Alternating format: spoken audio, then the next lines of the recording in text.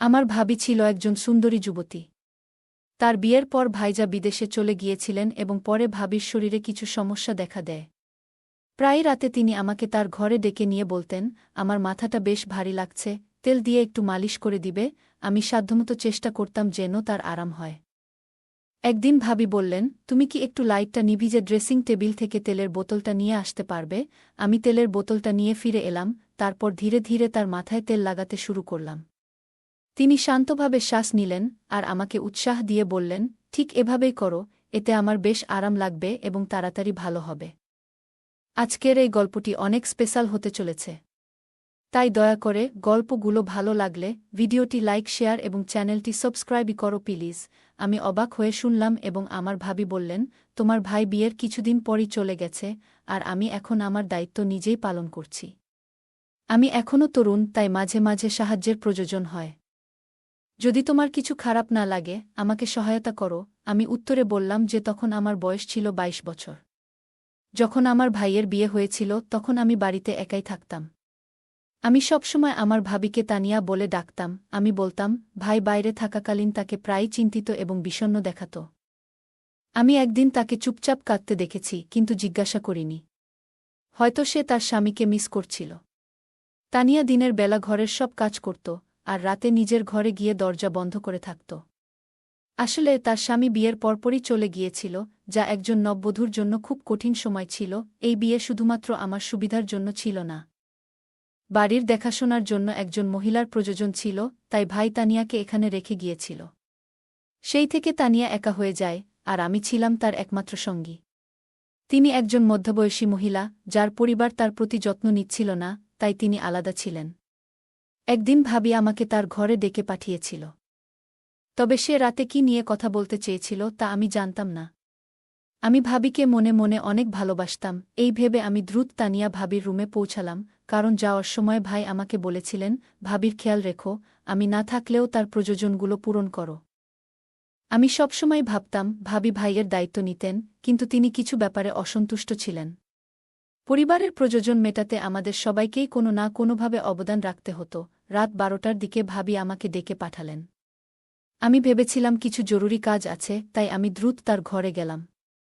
কিন্তু সেখানে গিয়ে একটু অস্বস্তি হল, কারণ ভাবি বিছানায় শুয়েছিলেন। দরজায় দাঁড়িয়ে আমি জিজ্ঞাসা করলাম, ভাবি, কোনো কাজে সাহায্য লাগবে? কোনো দিন তাকে স্কার্ফ ছাড়া দেখিনি, তাই একটু অবাক হয়েছিলাম।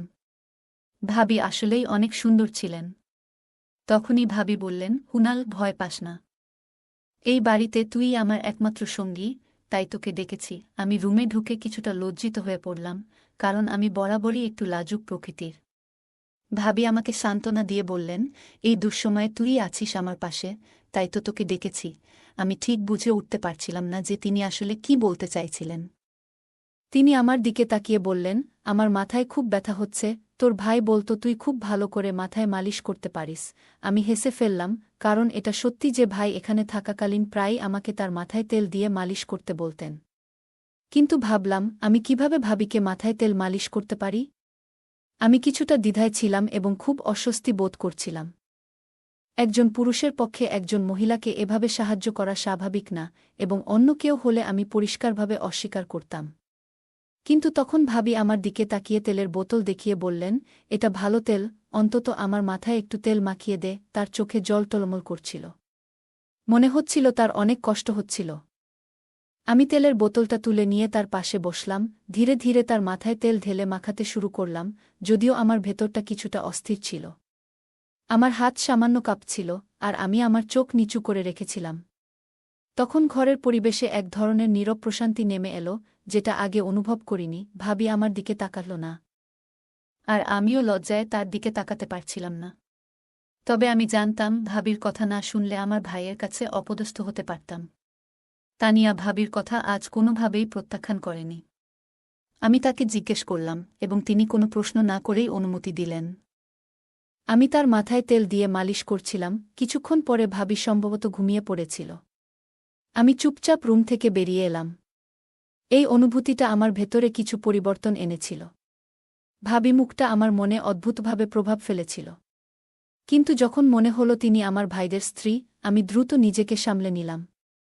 সেদিন মনে করেছিলাম আর তানিয়া ভাবির ঘরে যাব না, পরের দিন সকালে ভাবি সম্পূর্ণ শালীনভাবে পোশাক পরে আমার জন্য নাস্তা তৈরি করছিলেন। নাস্তা দিতে গিয়ে তিনি বললেন, কুনাল, তুমি আমার অনেক উপকার করেছ, আমি কৃতজ্ঞ, আমার মাথা ব্যথা কমে গেছে। তার কথা শুনে আমি লজ্জিত হলাম এবং বললাম, তুমি সারাদিন এত কাজ করো, তোমাকে একটু সাহায্য করতে পেরেই ভালো লাগছে। তিনি হেসে বললেন, যেদিন তোমার ভাই ফিরবে সেই দিন আমার ক্লান্তি দূর হবে। আমি আর কিছু বললাম না। এরপর আমি কলেজে যাওয়ার জন্য প্রস্তুতি নিলাম এবং বাসা থেকে বেরিয়ে গেলাম। আমি বাড়ি থেকে বেরিয়ে গেলেও সারাক্ষণ মনে মনে ভাবছিলাম, আজকের ঘটনা কোনোভাবে আমার বোনকে জানানো উচিত কিনা। বিকেলে বাড়ি ফিরে দেখি আমার বোন আর ভাবি গল্পে বেশ ব্যস্ত ছিলেন এবং আমার দিকে তেমন মনোযোগ দেননি। বিশ্রামের পর আমি রুম থেকে বের হয়ে দেখি ভাবি কাপড় ধুচ্ছেন। তিনি খুব কষ্ট করে কাপড়ের বালতি নিয়ে বারান্দার দিকে যাচ্ছিলেন। এ দেখে আমি বিব্রত বোধ করলাম, কারণ কাপড়গুলো সব আমার ছিল। মনে হলো আমার জন্যই তাকে এত কষ্ট করতে হচ্ছে। আমি এগিয়ে গিয়ে তার হাত থেকে বালতি নিয়ে ছাদে নিয়ে গেলাম। আমরা একসঙ্গে কাপড়গুলো শুকাতে দিলাম, কিন্তু দেখলাম ভাবি যেন বেশ কষ্ট পাচ্ছেন, হাঁটতে সমস্যা হচ্ছিল। আমি হেসে বললাম, তুমি যদি বিশ্রাম নাও তাহলে ভালো হবে। তিনি হেসে উত্তর দিলেন, চিন্তা করিস না, আমি তাড়াতাড়ি ঠিক হয়ে যাব। তারপর তিনি তার রুমে চলে গেলেন। কয়েকদিন ধরে তানিয়া ভাবির আচরণও আমার বোধগম্য হচ্ছিল না, যেন তিনি কিছু লুকানোর চেষ্টা করছিলেন। বিকেলের শেষে আমি চা খেতে যাওয়ার পথে হঠাৎ ভাবির রুম থেকে কান্নার আওয়াজ শুনলাম। মনে হলো তিনি কাউকে দোষারোপ করছেন। দরজার কাছে থেমে গেলাম এবং বুঝতে পারলাম তিনি কারও উপর বিরক্ত ছিলেন। কিন্তু সেই কথাগুলো শুনে আমি আরও বিভ্রান্ত হয়ে গেলাম। মনে হলো তিনি অন্য কিছু নিয়ে চিন্তিত ছিলেন, যা আমাকে ভুল পথে পরিচালিত করছিল। আমি বুঝতে পারছিলাম না কার সাথে এ ব্যাপারটা শেয়ার করব। শেষমেশ আমার ভাইকে ফোন দিলাম। কথায় কথায় জিজ্ঞেস করলাম সব ঠিক আছে কিনা। ভাই একটু চুপ করেই ছিল, এরপর ফোনটা কেটে দিল। এরপরও আমার মাথা কাজ করছিল না, কি করব বুঝতে পারছিলাম না। রাতের দিকে ভাবি আমাকে আবার ফোন করল, বলল তার রুমে যেতে। আমি পৌঁছালাম, দেখি সে শুয়ে আছে। বলল, আমার মাথায় একটু তেল মালিশ করে দাও। আমি নিঃশব্দে তেলের বোতলটা তুলে নিলাম এবং মন না চাইলেও মাথায় মালিশ শুরু করলাম। আর আমরা অনেক গল্প করছিলাম। মনে মনে ভাবছিলাম কলেজের পর দিনগুলোতে কেমন অনুপস্থিত ছিলাম। পরের দিন কলেজ থেকে তাড়াতাড়ি ফিরে এলাম। ঘরে ঢুকে দেখলাম দরজায় তালা। ভাবি তখনও ঘরে নেই। অপেক্ষা করতে করতে সন্ধ্যা হয়ে গেল। তানিয়া ভাবি অনেকটা ক্লান্ত হয়ে ফিরল, শরীর ঘামে ভিজে গেছে। দরজা খুলে দিতেই সে ম্লান হাসি দিল। জিজ্ঞাসা করলাম সারাদিন কোথায় ছিল। সে বলল ঘরের কাজেই ব্যস্ত ছিল, কিন্তু বাইরে যাওয়ার প্রসঙ্গটা টেনে আনল না। রাত হল। আবার ভাবি আমাকে ডাকল। এবার আমার মনে প্রশ্ন তৈরি হচ্ছিল। আমি জানতাম সে হয়তো আবার মেসাজ চাইবে। মনের মধ্যে অস্বস্তি তৈরি হয়েছিল, কিন্তু কথা বলতে রাজি না হয়েও তার রুমে গেলাম। রুমে গিয়ে তেলের বোতলটা তুলে নিলাম। এবার একটা অদ্ভুত অনুভূতি হচ্ছিল। ভাবি চুপচাপ শুয়ে রইল। কিছুক্ষণ পরই হঠাৎ আমার হাতটা ধরে ফেলল। আমি থমকে গেলাম, বুঝতে পারছিলাম না কি ঘটছে। ভেতরে ভেতরে একটা অস্বস্তি জেগে উঠল। কিছু বলার আগেই ভাবির মুখে কঠোর অভিব্যক্তি ফুটে উঠল, যেন তার মনের কিছু চাপা কথা ছিল, যা সে বলতেই চাচ্ছিল না। ভাবি বলল, আমি তোমার সাথে একটা গুরুত্বপূর্ণ কথা বলতে চাই। কিন্তু লাইটের আলোতে তোমার সামনে কথা বলার সাহস পাচ্ছি না। আমি ঘরের লাইট অফ করে দিলাম। অন্ধকারে তার হাতে আমার হাত রাখল, তারপর এমন কিছু শেয়ার করল যা শুনে আমি অবাক হয়ে গেলাম। তানিয়া ভবি বলল, আমি সবসময় অন্যদের কাছে প্রিয় হতে চেয়েছিলাম, কিন্তু কখনো কেউ আমার দিকে তাকায়নি। তাই একাকিত্ব ছিল আমার নিত্যসঙ্গী। একদিন তার জীবনে এমন একজন এলো যে তার মনে আসার আলো দেখাতল। সে বলল, আমি ভেবেছিলাম অবশেষে কাউকে পেলাম যে আমার প্রতি স্নেহশীল হবে। আমি তার জন্য অনেক কিছু করেছি, আমার উপার্জিত অর্থ তার চাহিদা পূরণে ব্যয় করেছি। কিন্তু যখন ভাবি তাকে বিয়ে করার প্রস্তাব দিল, সে বলল, তুমি এখন বয়স্ক, আমি তোমার সাথে আর থাকতে চাই না।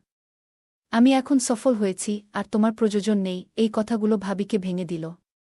শারীরিক পরিশ্রমের কারণে তার শরীর দুর্বল হয়ে পড়েছিল, কোমরে ব্যথা শুরু হয়েছিল যখন তোমার ভাইয়ের প্রস্তাব এলো বিয়ের। আমার মা-বাবা আমাকে বিয়েতে রাজি করিয়ে নিলেন। আমি তখন থেকে সবসময় নিজেকে নিয়ে আফসোস করি, কেন এমন একজনের জন্য নিজের জীবন নষ্ট করলাম, যে কখনোই আমার ছিল না। সে আরও বলল, আমার নিজের ভাইবোনেরা আমাকে সেভাবে কখনো মূল্য দেয়নি, আর তোমার ভাইও আমাকে বিয়ে করেছে মূলত তোমার খুশির জন্য।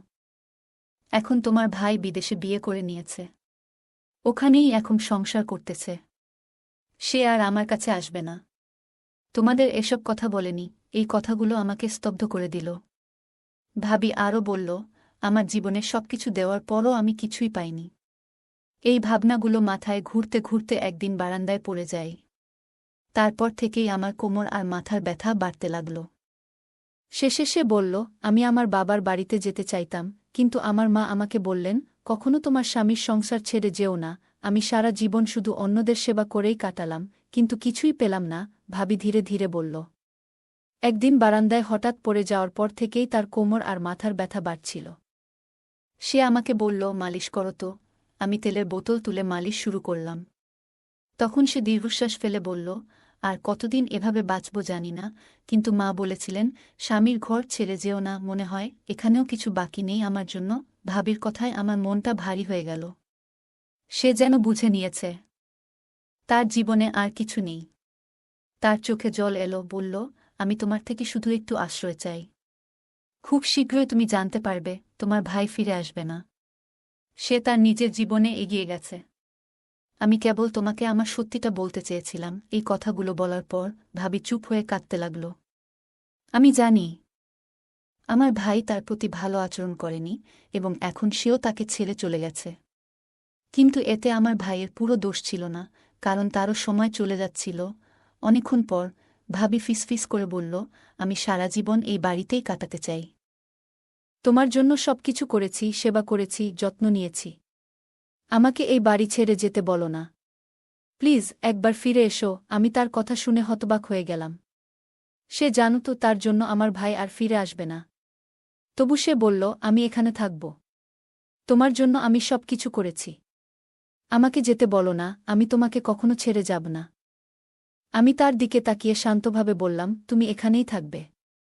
এই ঘর এখন থেকে তোমার নিজের। ঘরের লাইটটা অন করালাম এবং তার দিকে ফিরে বললাম, তুমি অবশ্যই সুখী হওয়ার অধিকার রাখো।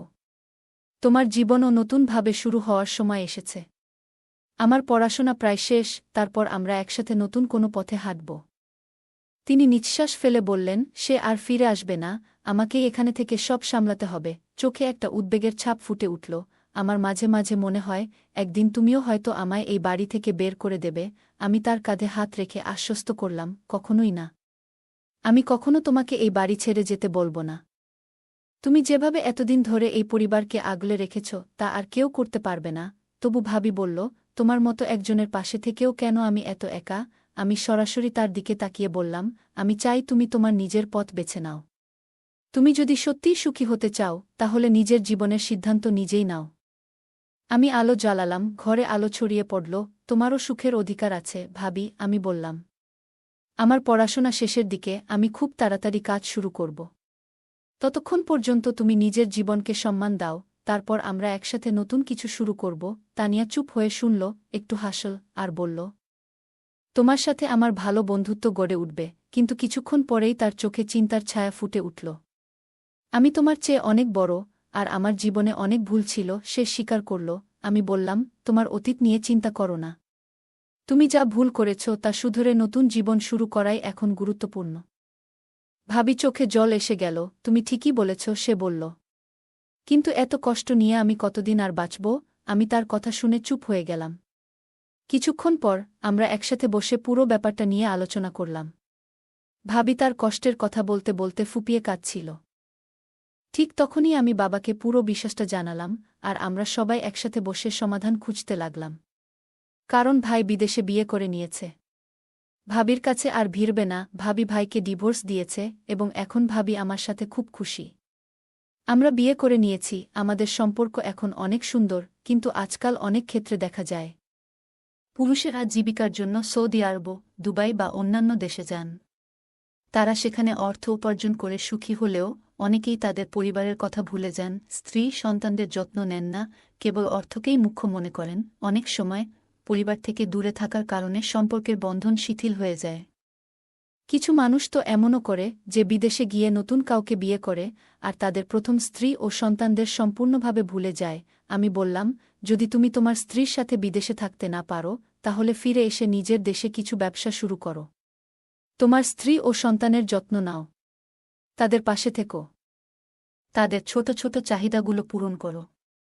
না হলে হয়তো তুমি বিদেশে অর্থ উপার্জন করে সুখী হবে, কিন্তু তোমার সন্তানরা এখানে একাকী থেকে বঞ্চিত হবে, তাদের জীবন দুঃখময় হয়ে উঠবে। এরকম পরিস্থিতি আমাদের সমাজে বিরল নয়। গল্পটা কেমন লাগলো জানাতে ভুলবে না। আরও মজার মজার রোমান্টিক গল্প শুনতে চাইলে ভিডিওটি লাইক, শেয়ার এবং চ্যানেলটি সাবস্ক্রাইব করতে এবং বেল আইকনটি ক্লিক করতে ভুলবে না। ধন্যবাদ।